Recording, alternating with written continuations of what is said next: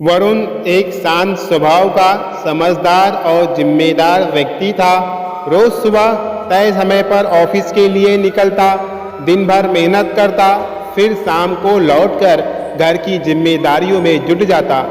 बच्चों के साथ समय बिताना और अपनी पत्नी प्रियंका के साथ दो पल बातचीत उसकी दिनचर्या का हिस्सा था।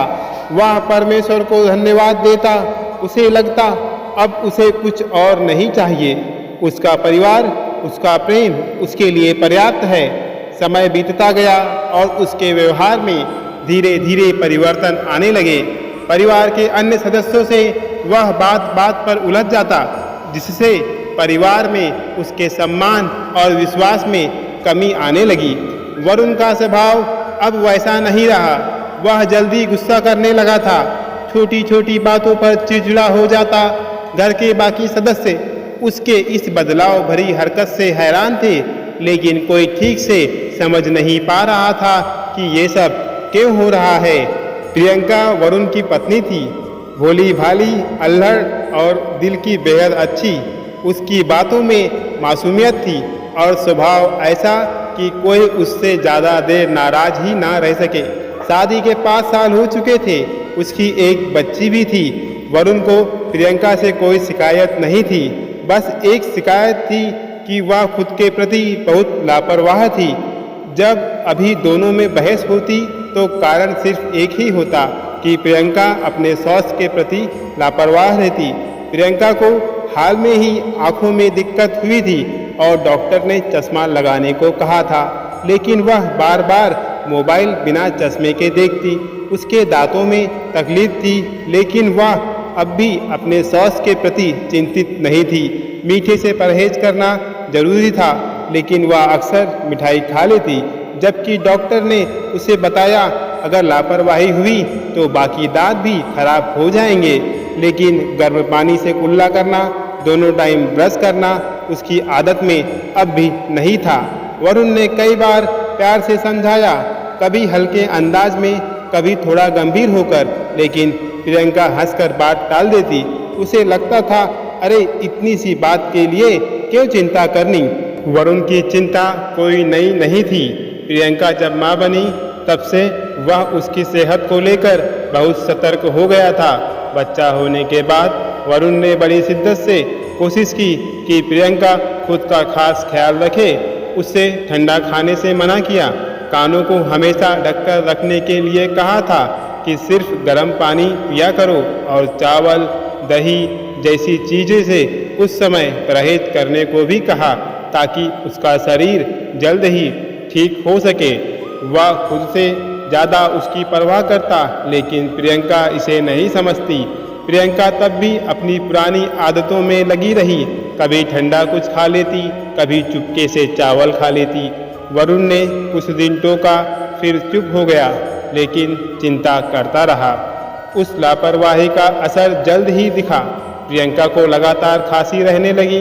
महीनों तक वह खांसी चलती रही और प्रियंका के रातों की नींद उड़ गई। वरुण ने तब उसका हर तरह ध्यान रखा, डॉक्टर को दिखाया, दवा दिलाई, लेकिन मन ही मन वरुण टूटने लगा था। वरुण को जिस बात की चिंता थी कुछ वैसा ही हुआ। कुछ समय बाद प्रियंका ने महसूस किया कि उसे कुछ प्राइवेट परेशानी है। उसे बैठने में समस्या आ रही है, जिसकी वजह बच्चा होने के बाद लंबे समय तक आने वाली खांसी थी, जिसे मात्र दवाइयों से ठीक नहीं किया जा सकता था।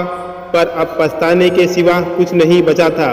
कुछ महीने बाद वरुण ने प्रियंका से सुबह शाम दोनों टाइम ब्रश करने का अनुरोध किया और कहा यह उसके दांतों के लिए अच्छा रहेगा।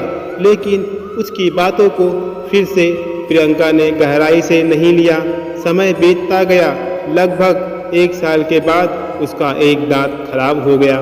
डॉक्टर के पास जाने पर पता चला कि अब उसे ठीक नहीं किया जा सकता था।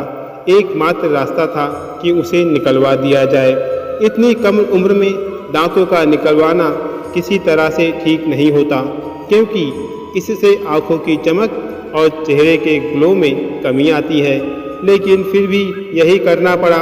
डॉक्टरों ने खास हिदायतें दी थी, ठंडा ना खाना, सफाई का ध्यान रखना, ब्रश नियमित करना, वरुण ने बार बार कहा, इस बार लापरवाही मत करना, लेकिन प्रियंका ने फिर वही पुराना रवैया दिखाया।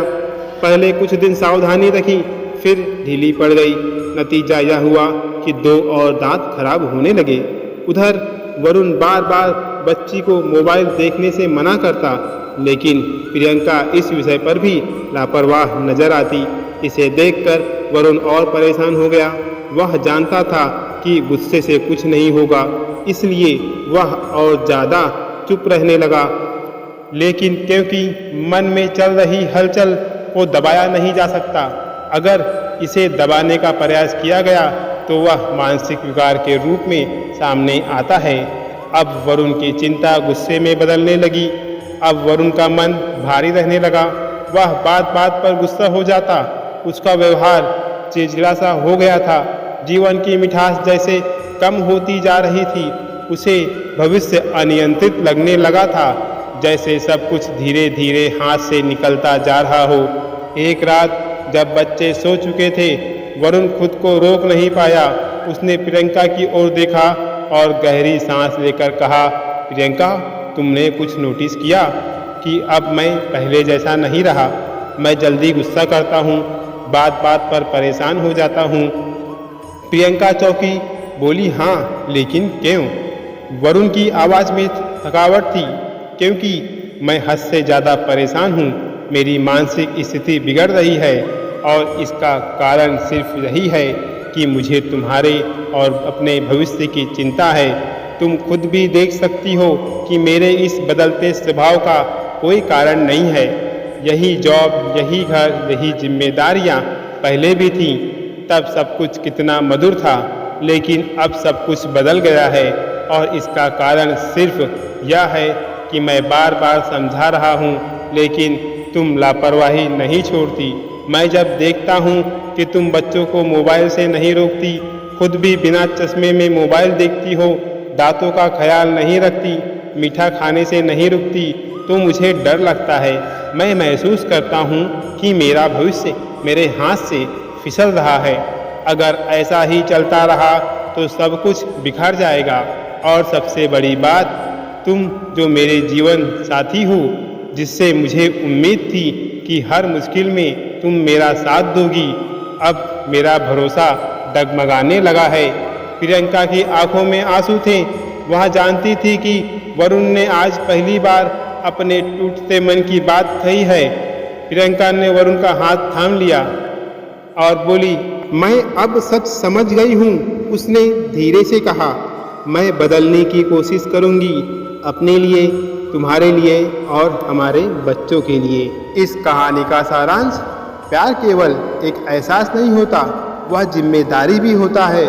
और जब कोई व्यक्ति आपकी भलाई के लिए बार बार कहता है तो वह केवल परेशान नहीं होता, वह आपका बेहद शुभचिंतक होता है, वह आपकी परवाह करता है। इस कहानी में वरुण का प्रेम चुपचाप रो रहा था, लेकिन आज उसकी आवाज़ प्रियंका के दिल तक पहुंच गई। आज प्रियंका समझ चुकी थी कि वरुण उसे अपनी सोच के अनुसार बदलना नहीं चाहता, बल्कि उसे एक स्वस्थ, मजबूत और लंबी उम्र देना चाहता है, जिससे वह खुश रह सके, क्योंकि वह उसे तकलीफ में नहीं देख सकता।